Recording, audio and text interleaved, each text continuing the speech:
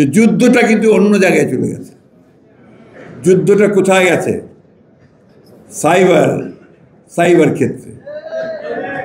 এখন cyber war, social media, এইখানে যে যত বেশি অ্যাক্টিভ, যত বেশি তার অবস্থান, সে তত জয়লাভ করছে। আজকে এই যে আমাদের বিরুদ্ধে বিভিন্ন রকম কথা বলা হয় দলের বিরুদ্ধে, তাই না?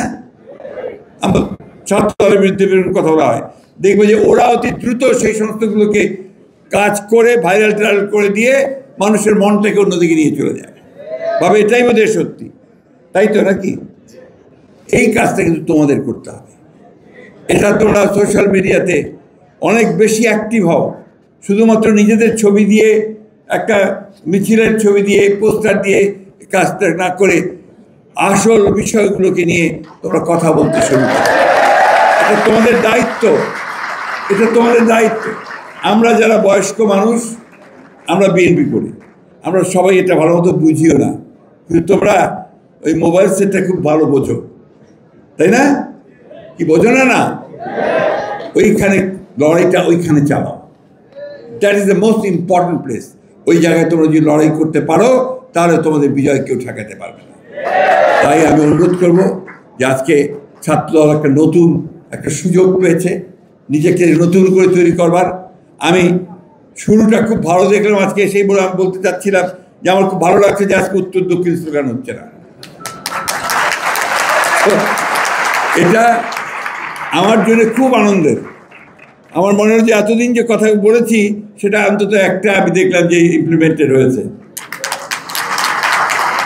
এবং ছাত্রদল এরা আবার উত্তর দক্ষিণ কি, তাই না? আর আমরা যে স্লোগান দিই মাঝে মাঝে, অমুক ভাই এগিয়ে চলো, আমরা আছি তোমার সাথে, বলি না? এটাও দরকার নাই। আমাদের ভাই একজনই, তারেক রহমান, তাই না? আমাদের নেত্রী একজন, দেশনেত্রী বেগম খালেদা জিয়া।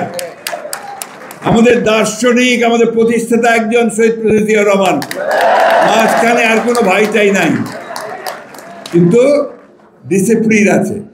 আজকে আমাদের ছাত্রদলের নেতা কি নাসের এবং অন্যান্য নেতা যারা আছে, তাদেরকে সবসময় মেনে চলতে হবে, সব জায়গায় নেতৃত্ব মানতে হবে, অর্থাৎ একটা সুসংহত রাজনৈতিক দল গড়ে তুলতে হবে।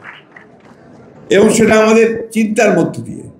পড়াশোনা করে আমরা বলবো যে কেন আমরা ছাত্রদল করি, পড়াশোনা করে বলবো যে কেন আমরা পরিবর্তন চাই, পড়াশোনা করে আমরা বলবো যে ফ্যাসিস্ট কারা আর আমরা গণতান্ত্রিক কারা, কেন গণতন্ত্রের জন্য সংগ্রাম করছি, লড়াই করছি।